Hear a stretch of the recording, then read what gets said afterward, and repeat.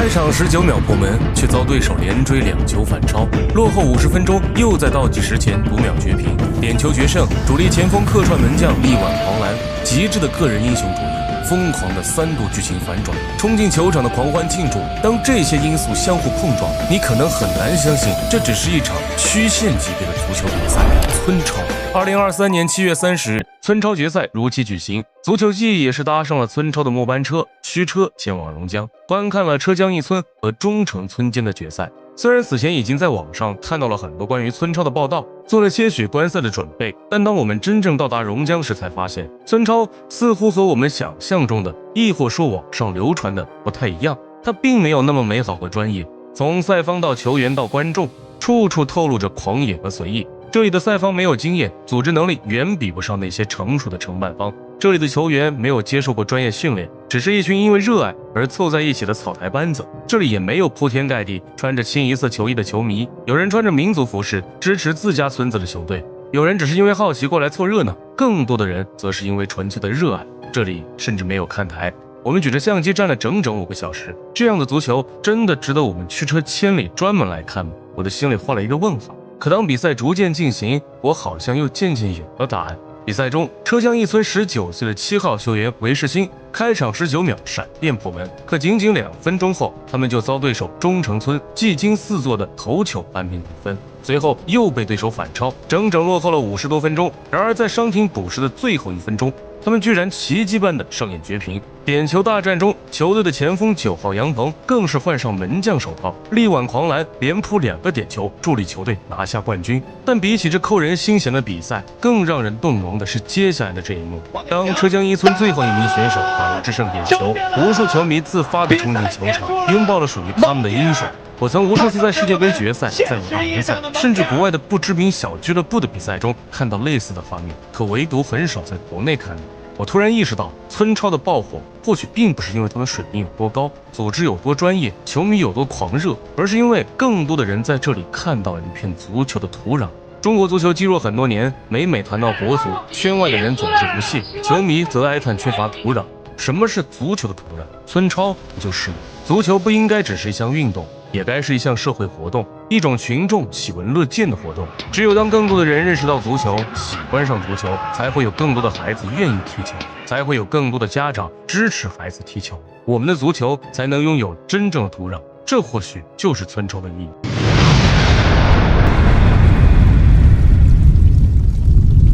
大家好，欢迎来到趣味不正经，一本正经讲段子，不正经的讲真话的地方。今天我们要聊的是一场没有 C 罗、没有梅西、没有 VAR， 甚至没有广告赞助的足球联赛——贵州村超。它不是中国足球的脸面，却是人民足球的灵魂。在中超还在争吵版权归谁、VAR 判罚公不公时，村超已经靠一口糯米饭、一曲苗族歌杀出了全网播放量20亿的成绩。这是一场真正靠人和热爱起家的比赛。今天我们就来看看，为什么一个人口不到40万的国家级贫困县能踢出中国最热血的球场。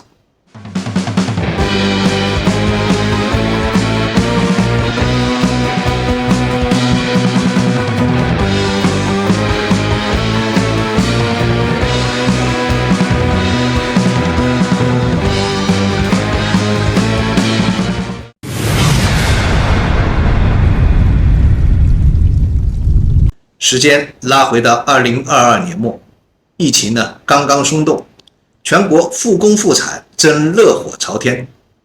贵州榕江县的干部们在开一个不那么正经的会议，有人提议要不搞个球赛热闹一下，然后全县20个村委干部一拍即合，干！就这样，第一届村超诞生了。没有体育局主导，也没有企业赞助，甚至连球场都是修路时顺手评出来的。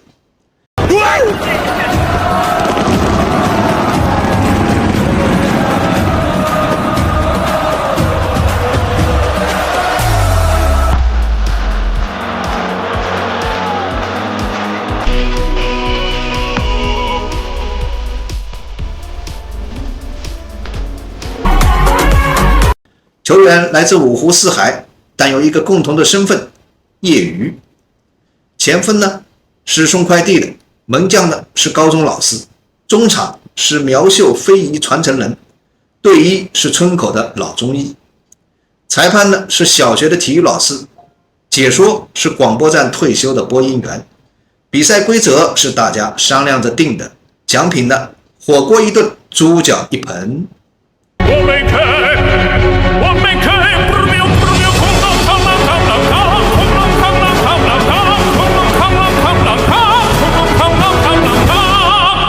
最离谱的是观众没有买票，全村出动。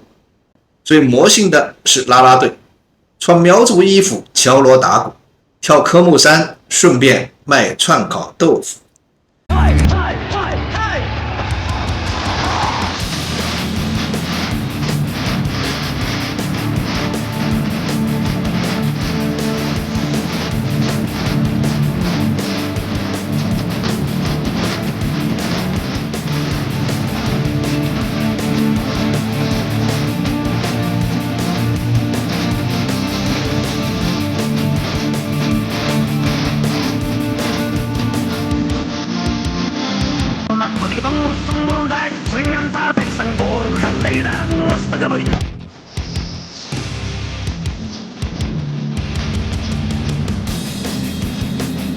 比赛刚开始时，观众是隔壁村的大爷大妈，后来呢是从泉州赶来的中学生，再后来呢是直播平台的主播，外地的旅行团。一夜之间，村超火了，因为这里有最原始的足球，有最真实的快乐。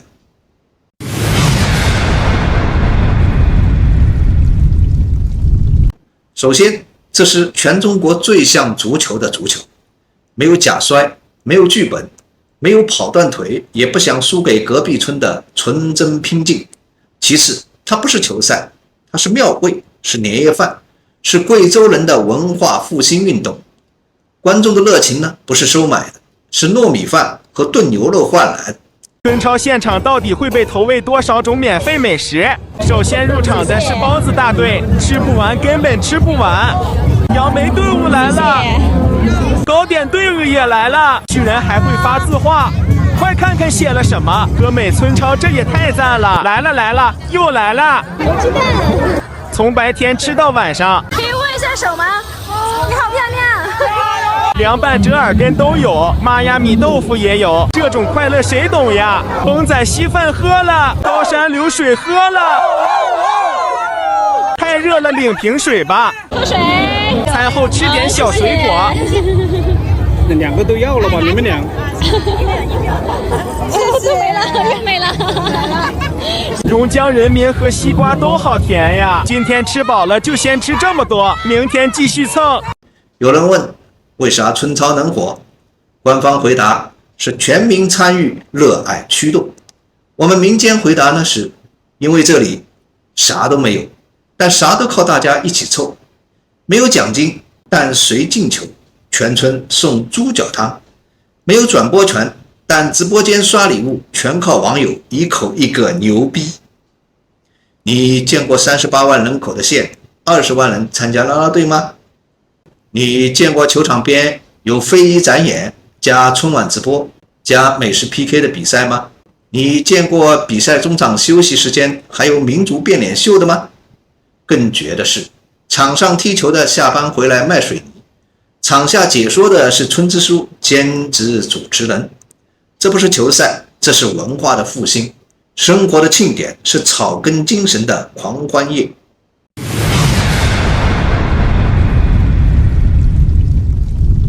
2023年第一届村超20支球队踢出了全国760万的游客。2024年扩大到62支村队，引入了班超校园足球，观众超940万。2025年108支村级球队参赛，全球已有50多个国家的1200名球员参与交流。别说全国火了，外国都馋了。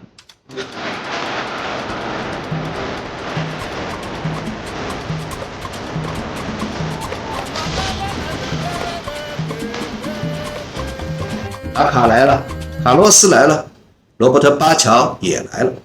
老外们纷纷表示，这是他们见过最原生态的足球，也是最有温度的球迷文化。你知道现场有多热吗？热到铁路公司加开高铁班次。早上7点高铁这么多人，全部都是在榕江站下车的，感觉来了1亿个人。春草重启，贵州雄起。热到所有民宿爆满，热到本地人把自家客厅当成临时的民宿租出去。关键是这一切全没有门票。春超的口号很简单，不卖票，只卖热情。它靠的不是收入，而是情怀。有人调侃，中超是把中国足球带进 ICU 的医闹，春超是民间医生用草药配方和热情按摩，硬是把病人从床上拉起来跳舞的。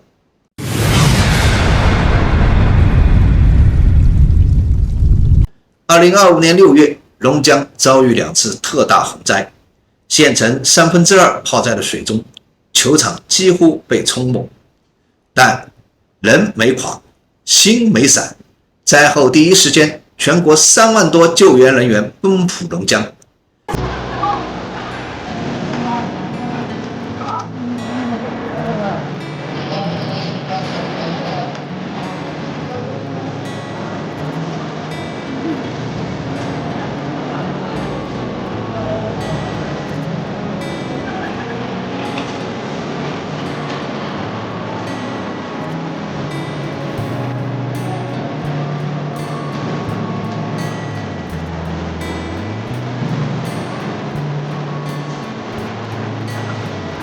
江苏一家企业72小时生产完8000平米的人工草坪，3天送达，8天铺完。我来自江苏威妥，跟货车一起来的，开了3天3夜。我们自己人有9个，然后志愿者他们来了有很多。您预计做好这个球场大概要多久？反正26号之前不耽误你们。您能不能留到26号啊？参与到我们这个足球的氛围里面来？这个要看情况。村民自发清淤，啦啦队重新排练节目，自媒体重建直播系统。30天后，春超恢复。2023年贵州榕江县的春超火爆出圈。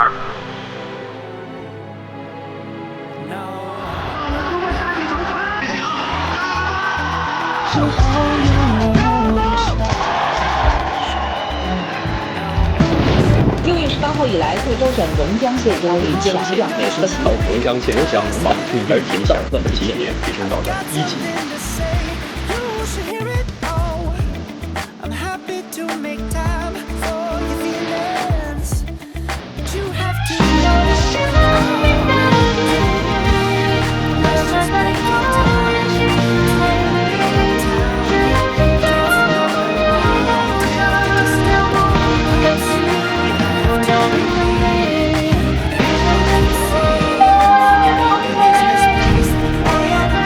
请不要相信，胜利就像山坡上的蒲公英一样唾手可得，但是请相信，世上总有一些美好值得我们全力以赴，哪怕粉身碎骨。我会奔向你。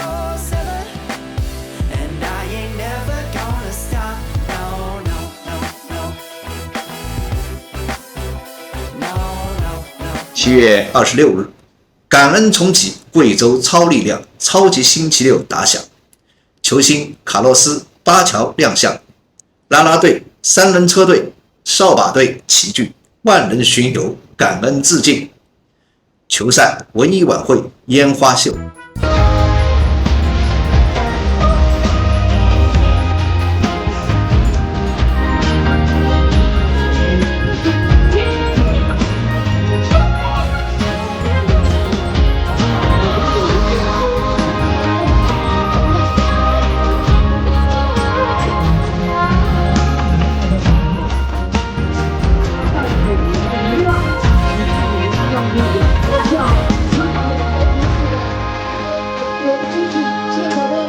没有一个人是演员，但每一个人都是主角。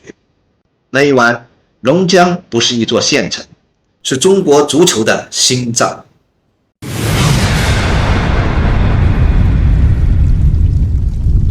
有人质疑春操不够专业，对，他就是不给你职业足球面子的，他就是不专业，但不作假，不职业，但是真热爱。一度有谣言说足协要叫停春操，春操凉了。龙江县回应非常耿直，我们从来没打算等你扶持，我们靠自己也能活。别说足协没插手，连广告赞助都没招一个。春操是一种不服，是一种草根的底气。我们不靠你的资源，也能活出范儿。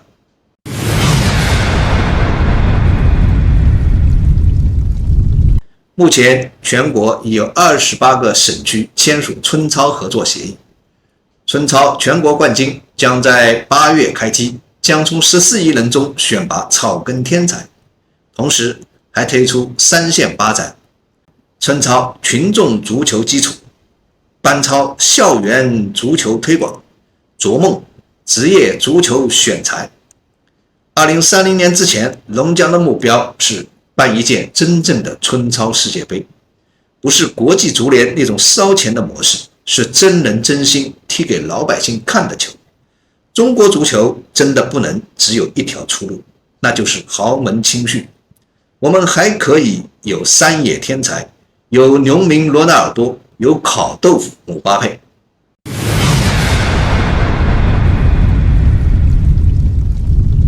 贵州春操就是那个全班倒数第3的学生，突然在年会上跳了一支燃爆全场的街舞，所有人这才发现他不是差，是没找到发挥的地方。中国足球的希望也许不是再花10个亿去请外教，而是让每一个愿意踢球的人有球可踢。所以如果你厌倦了中超的假动作，足协的假报告，不妨看看春操。这里的每一脚都带着泥土味，每一次呐喊都是真心的。中超未必能赢韩国，但春操能赢人心。感谢收看本期趣味不正经。如果你也热血沸腾，不妨点个赞，评论一句，这才是我们想看的足球。